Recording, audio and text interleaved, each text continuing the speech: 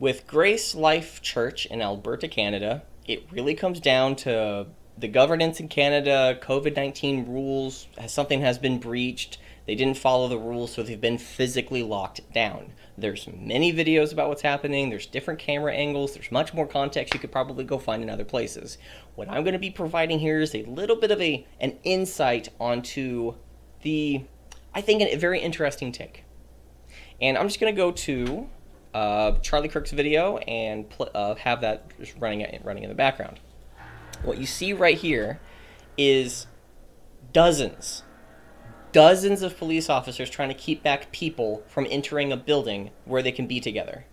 It doesn't matter whether or not you've been vaccinated. Doesn't matter if you have a mask. Doesn't matter whether or not you actually have a... So look at all these police officers. They are not social distancing. Again, that's one of those things like, well, you can't... It's the exact same hypocritical standard when citizens are not allowed to be on their phones, but if you look inside a modern-day police officer's vehicle, it is often jam-packed with 4 or 5 different machines that jam-pack their entire the front part of their vehicle, that they can be distracted behind the wheel. But citizens, you cannot. I understand they need to have certain machines and certain tools, specifically tools in helping their police activities.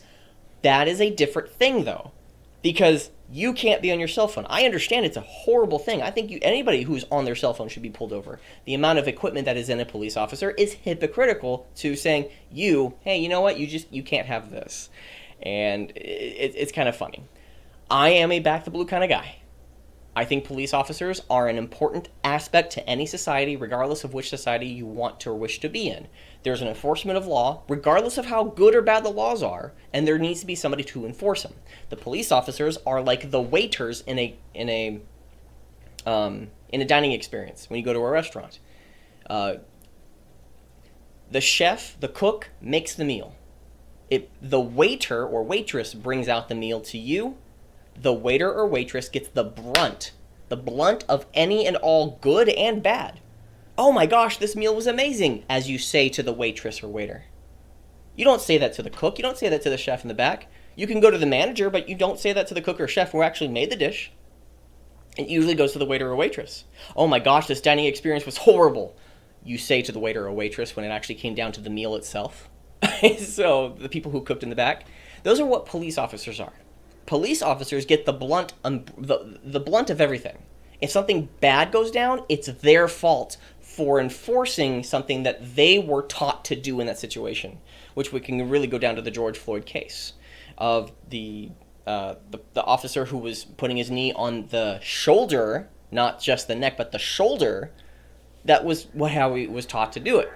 And regardless of whether or not you like that, it's not necessarily his fault if he was taught to do that in that situation. It's the police officer training that needs to be resolved. That's the issue. And then who thought that would be a good thing to install, and we could go through some reform. I understand it's acceptable. The biggest issue that I have right here is that the rebels in society, those who are actually punk rock, are religious people right now. They're the ones who are in a community staying together. And here's the biggest and most hilarious part. What you're seeing right now, you can't be inside. Well, aren't you supposed to social distance? They're not banning everybody from this one spot. Meaning, this one place in which the majority of people do not have masks on, they're not social distancing, they're hugging and going from shoulder to shoulder all around, huddled in one spot. That is not an issue to the police officers. It isn't. The COVID-19 rules are not an issue to what's being had. The police officers here do not care about actual COVID-19. They are just, quote unquote, doing their job. And that is the most ridiculous excuse ever for a police officer to ever utter out of their mouth. I'm just doing my job. What does that have anything to excuse or justify, more importantly, justify your behavior? I'm just doing my job, so what I have to do is give you a ticket. Okay, no. It's in your job description to give me a ticket if I'm above the speed limit. But if I'm 1 mile above the speed limit, I caught myself, I'm at 40 miles per hour on the side road, I went to 41, I caught myself and I'm going back to 40, I get a ticket. But somebody who I hear every single day drives by to 65 miles per hour on the side road. Yeah, actually, I do hear that. They go, I hear that often, almost every single day. What about them? I get caught, they don't. That's not really justice. I know a police officer really can't be on all places all the time. That's just my own personal account. It's not really something that we should be enforcing because of my personal experience because of that. But it's an issue. It's a little bit of an issue that I have. The biggest justification, I'm just doing my job. To arrest somebody who has the right to remain silent. Why? Do we not have... You have a right to remain silent. If you continue not answering my questions, I'm going to arrest you and give you a ticket. Because? Well, I'm just doing my job. So you're justified in any action whatsoever, and you can throw your hands up and it's not my fault. It's not my fault. I throw my hands up. I'm just doing my job. It doesn't matter what the actions or the output, whatever outcome happens, it's not on me. It can't be on me. I'm just doing my job. It's an often thing that's said in the military. It's said in most work environments. It's above my pay grade. It can be above your pay grade. But is it good that you are indifferent about something that is above your pay grade? If the company is going through some financial hardships, well, it's above my pay grade on how to figure this out. Okay. Well, they're going to probably have to fire somebody. The marketing might have to be changed. Something's going to happen, some reworkings where you might have to go work into a different department in the company, or you are just going to be fired. But it's above my pay grade. It's me throwing my hands up and saying, I don't care. You don't have to care. But the enforcement of rules is we're all hypocrites. We are all hypocrites in some form or another. I have some values that I believe are correct. You know what? I can be wrong. And I might be doing the opposite of what I think I'm doing. I might think I'm justified in everything that I do. Doesn't mean I'm correct. I'm the way I communicate with somebody could be incredibly better. How many times that I actually go and work out a day or a week specifically? That could be better. Anything that I do could be better. There's my standard of what I tell other people and then what I actually do behind the scenes. Yeah. I might be a hypocrite in some place and might be blind to that one spot. Everybody is. We're all hypocrites on some level, but it's the enforcement. It's the enforcement of the rules onto other people, which is the biggest issue as to why I am, right now, a decentralization of the amount of power people have over each other. Because we are all hypocrites in some form or another. And more importantly, we can be hypocrites. Oh, I'm never a hypocrite. Okay, what if you are? I can never be somebody in charge of somebody who has power over other people, might say, who then they can never be wrong? Wow, are you just thinking that you're not human anymore and you have no flaws, and if you do the wrong action, you might have bad consequences that just wash over hundreds of thousands of people? It doesn't matter if you're wrong? Well, I'm the one that's more perfect than you. It's a big, big issue within human thinking, which is often republicanism, conservatism, constitutional conservatism. Christianity are often fighting against the group. The dynamics of humanity of whatever the group is thinking right now might be not correct. She's a witch. Burn her at the stake because she's doing black magic, things that we cannot perceive to even be according to the doctrine that we think is to be. Okay, Galileo. Well, did you know that the Earth is revolving around the sun? The sun's not revolving around the Earth? Oh, heretic! Burn him at the stake. Okay, and then, well, in modern day terms, you're just called a racist for anything, as Vosh has described, if anybody has seen that video. You're just a Nazi, you're a racist, you're just this pejorative that people can just label you, and you, by default, your name and character has been tarnished, and you are an other. You've been othered. Those Jews, they're not people. We can do whatever we want to them. Those racists, those homophobes, they're bigots, so anything that they say, think, and believe in must be bigoted. Nothing a bigot says must be heard, because I don't want to listen to a bigot. They must have bigoted ideas. Anyways, kind of like circling this back around to what the one major thing with policing is the hands up. It's outside of my control. It's not my fault. It's not my fault that I'm doing this. I'm just doing my job. I'm just doing my job. Okay. Well, again, you can say that. I'm just doing my job. But an assassin can say that. Does that justify their bad behavior? I'm an assassin. I was paid to kill somebody.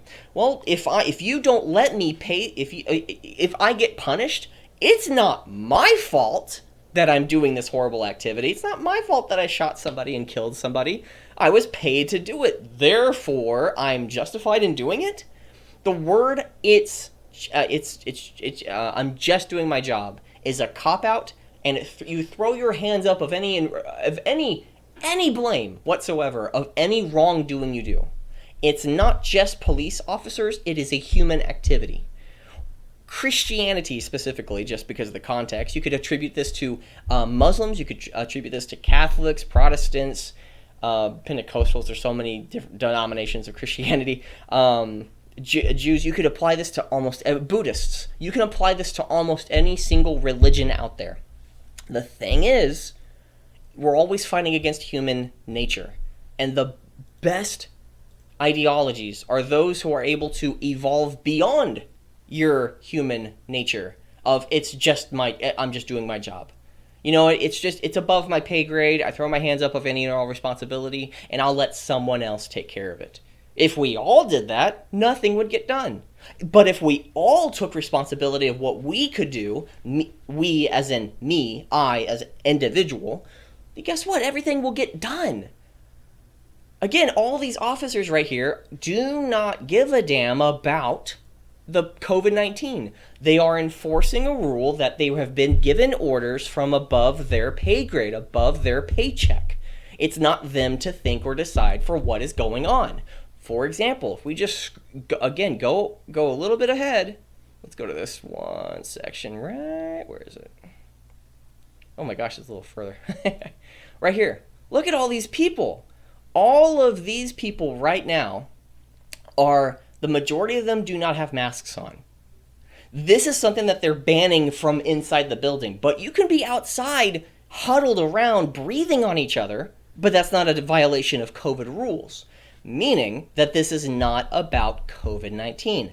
Canada is enforcing a lockdown that has nothing to do with COVID-19 if they're not breaking this group up. This is all about control. You have no right to practice your religion here. You have to go away. And there's some underground churches that are actually springing up in Canada because of this. Because if I'm caught, again, Andrew Klavan is someone who I learned a lot of Christianity from, where a lot of good, valuable principles when it comes to constitutional conservatism, etc. I disagree with him 100%, not 99, but 100% on why V for Vendetta he thinks is a degrading nature against Christianity and constitutional conservatism, etc. I think the exact opposite. It's people who have labeled themselves as Christians and conservatives and then go around and then violate those very same people, which Christianity in the doctrine says do not do. Love those who curse your name. The people in the film, guess what? They're not Christians. They're not constitutional conservatives. They are embracing more and more control and power, which is the exact opposite of constitutional conservatism. The people who created The Matrix created that movie, and they were trying to point out, oh, the conservatives, they're so evil and wrong and stupid. It's like, no. What's happening in the film? Government control, more power, more government, more power, because they can decide for you. And the one fundamental thing that they're fighting against is control over other people, because freedom is a natural byproduct of what everybody's seeking to have. That once it's stripped from you, you really like, oh my gosh, it's something I need and crave. It's a need. It's something that we all not just wishes, it's something that we crave. It's something that we go for. But I have an enforcement policy that I'm going to be enforcing upon you. Don't do it to me, but I get to do it to you. Again, we're all hypocrites in some level, so let's have a decentralization of the amount of power people have over each other. Give the states the rights, not have it against the federal level. Let's have each state decide what they want to do. And if they have full-blown socialism and communism in one of the states, good, fantastic. I hope them well.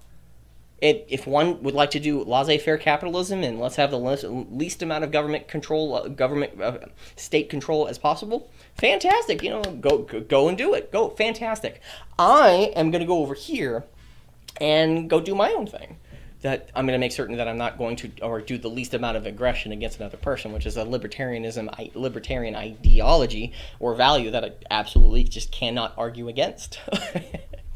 Even though I myself am not a libertarian anymore, but I would rather live among libertarians rather than a bunch of than modern day liberals who believe, well, subjective morality. We live in a subjective only morality. Also, you have to abide by what I vote for, and if not, then you must be a bigoted person because what I believe is to be morally good. So you're using objective moral terms, but then when I press you on the matter, you throw your hands up just like, I'm just doing my job, or it's above my pay grade. You throw your hands up and say, it's subjective. Also, after you're done questioning me, I'm going to turn around, do a 180, start using objective terminology. It's right, it's wrong, this is better or worse, something that you can observe. It's interesting. So, right now, the rebels in society, they're the ones who are religious. Again, agree or disagree with the religion that is being practiced. The people who are punk rock are not the ones who are enforcing the policies upon other people. They're the ones who are standing up and saying, no, we're not going to do this. But more importantly, they're not going around and burning the neighborhoods, these people. Yeah. You know why? Christians. Wow, interesting how I would even attribute to religious people, specifically religious people. Not of, I call myself a Christian. You can you can label yourself whatever it is, Catholic, Jew, Muslim, Christian. It doesn't matter what the label is. You can call yourself a Buddhist. But the third commandment of the Bible, thou shalt not use the Lord's thy God's name in vain. It does not just mean that I'm going to constantly use the word God and everything and it dwindles the name. It's that when I go about myself, when I go about the world and I label myself a Christian or a Muslim or a Jew or a Catholic or whatever, a plumber, McDonald's employee, whatever it is, what you label yourself as, the person that you are interpreted from the world, you go out and then you do a thing that degrades the name. As a McDonald's employee, I spit in your burger, and I show you that I spit in your burger, and then I give it to you. Well, why don't you want to... Would that person ever want to go to any other McDonald's ever again? Or what if it was caught on video? How many people would not want to go to McDonald's? Meaning that McDonald's, they would just, vanish if that ever happened. Yeah, how many millions of dollars would McDonald's ever have if that something was ever caught on camera? Well, guess what? The degrading of the name... And what's happening right now, religious people, specifically Christians, they're standing up here. They're doing the thing that COVID-19 rules are prohibiting. But the police officers are saying that they should just shut down the building, not the people outside. The people outside don't have to wear masks. They don't have to social distance. They can cough in each other's face, and it's not illegal. Because what is happening here is a control over speech, control over thought. Because when you control who and where and when and why and how people can communicate, and more importantly, gather. If you can control whether or not they can gather at a location, you've controlled how they think. You can't go to this location. Why not? Because it's wrong. Okay, well, I'll go to this one. I can't go there. You have to go in these predetermined places. But I don't want to. I want to go do my thing. I want to go and talk to people I've never talked to. Nope, can't talk to them. You need to social distance. Social distance is not an aspect that the police officers that are blocking this church from people entering. They don't care about the rules. It's a top-down structure that police officers, again, back the blue, but not these people. Not backing these police officers because, again, as a rule, as a principle, we need police officers. Period. But when police officers are doing the exact opposite, I'm following the rules as a lawyer, lawyers follow and use the letter of the law, but they do not use the spirit of the law. The spirit of the law, this person ran somebody over when the person who was ran over ran into the street at night in the highway. The letter of the law might say that we need to put this person in prison for a situation. It's like it was at night. The person ran into the street the last moment. It was very hard to see the person to begin with. It wasn't malicious activity. It was, yes, an accident. So the spirit of the law would be, let's try to be as lenient as possible on this person, but there does need to be some level of punishment. But the question is, was the person at all at fault for something that was literally 100% outside of their control? They're like, just driving down the lane, it's late at night, somebody runs into the highway, and you hit them. And you stop, but you hit them and it kills them. The spirit of the law, trying to help people, but the letter of the law says give the guys 40 years in prison. Huh. Okay. And that's what judges do. That's why lawyers are not good people. No. I've met some good lawyers, and specifically one good lawyer, and that specific one works for Steven Crowder. Awesome guy. The issue that I have is that their job requirement is to not play with the spirit of the law, but play with the letter of the law. The judge is the one who's supposed to play with both the letter and the spirit. That's where major, work can come from. Anyways, and good police officers use the spirit of the law. There was a call from a police officer that got a noise complaint from the 3 or 4 young boys, probably like 16, 17 or something, that were playing basketball on the street. Yes, the officer was white. And yes, the kids that were being called upon were black. But what happened with the police officer when he came to the noise complaint? He played basketball with them. It was the person calling, like, you know what, they're kind of silly. There was another one where a police officer, I think it was 2 or 3 police officers that were called, 2 cars, I think, and they were called to a basketball game, like 4 or 5, I think it was like 10 people minimum, maybe up to 20 teens, young 20s, were all playing basketball late at night. It was all lit in the basketball court, but it was very dark everywhere else. The officer said, if you can make a half-court shot, you can stay out here for another 20, 30 minutes. But if you can't, everybody's got to go. He gave them an opportunity. It's like, if they make it, yeah! It was a non-offense thing. Somebody was not being violated. Maybe the rule, again, it's like, okay, I'm giving you the opportunity. I'm not taking anything away from you, but it's giving them I don't know, it's hard to describe in words, which is why using the letter of the law is a very dangerous thing if you use it as the basis of society. The spirit of the law is something that really needs to come through, and that's where a big issue that comes from when somebody uses reasoning, not because reasoning 100%, because you being so logical, you can often justify bad behavior, or you start excusing bad behavior. It's an often thing where I found in critics, these critics, specifically I'm just going to use Rags and Mahler, even though I respect the hell out of Mahler. I'd love to have a conversation with him. Rags is somebody who's a little bit more flamboyant or rambunctious, whatever word would suit that best. And like, if you don't think the way that I think, you are not objective. And that's a very big issue.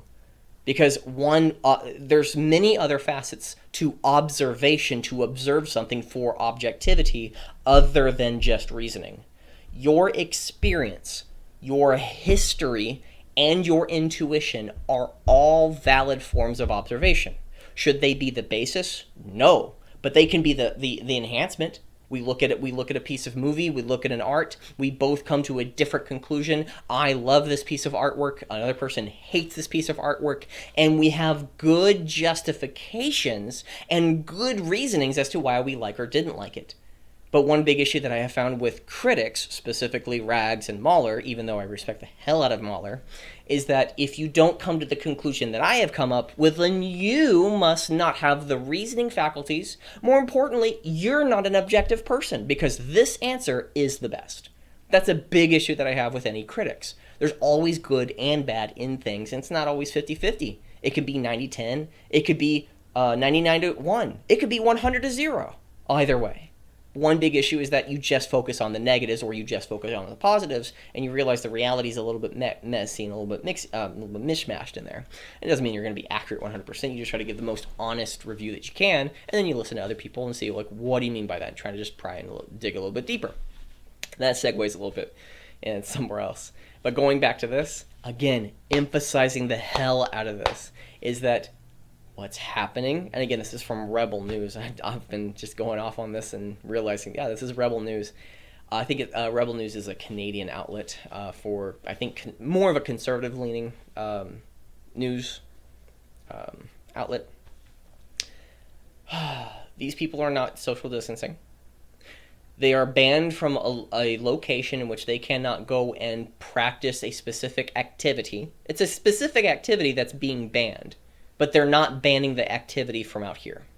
Meaning, the police officers are not enforcing the rules, they are enforcing an order.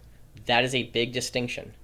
They, as a police force, I would say it is a required activity that police officers need to have a top-down scenario, but you need to make sure that the top-down scenario is not violating the rights of the people. Again, just like any military organization or any type, when you have an authority, like the states, each state should have a top-down authority, like the governor down to the city governors, etc. Is that but the local authorities, like an individual police officer, should have a right to rebel against, should have a right and have to address grievance of what's happening. They should have an option for that, and for you to not get fired for it. Again, it's like, well, why is this? And it needs to have a really good justification other than, well, because the moment that you say, we shut down the building for them they were violating COVID rules in the building, so let's shut it down. Also, they were violating the rules outside of the place. What, are we going to arrest them? There's too many people to be arrested, so that's one major reason as to why they cannot. That's why I think that's the major reason. If there were 5 people and they were all huddled and probably coughing at each other, would they arrest them? Probably still not, because they have orders to not deal with COVID-19 lockdown. It's not about COVID at all. This has nothing to do with COVID. They say that it's something to do with COVID, but we know this is not about COVID. They're not social distancing. They don't give a damn. The police officers don't give a damn about people not social distancing. It's just specifically a church, you cannot come here to do it. But if you go home, also if there's like 4 or 5 people at your home, well then we can come and then arrest you and lock down that place. But if you go into the public, well then we're not going to do it. We're just going to make certain. It's power and control. It's power and control and dictating where people go. And the rebels in society right now, in the culture, predominantly Western culture, but just culture in general, are those who stand up against authority, like V for Vendetta, the most constitutional, conservative, Christian-oriented movie, even though the enemies are all the villains, are everything that I just said, because they label themselves that. True constitutional conservatism is all about reserving the rights from the federal government, giving them back to the people. That's constitutional conservatism. But again, Americans' constitutional conservatism, not just constitutional conservatism, because it's not just about the Constitution, any Constitution. It fundamentally, in America, the rights in the Constitution. 1, you have a right to freedom of speech. 4 things: press, speech, location, and religion. The thing is, these things you have protection from the government. You have a protection from the government from doing that. Guess what? That's again, I am a constitutional conservative in America. In another country, I would not.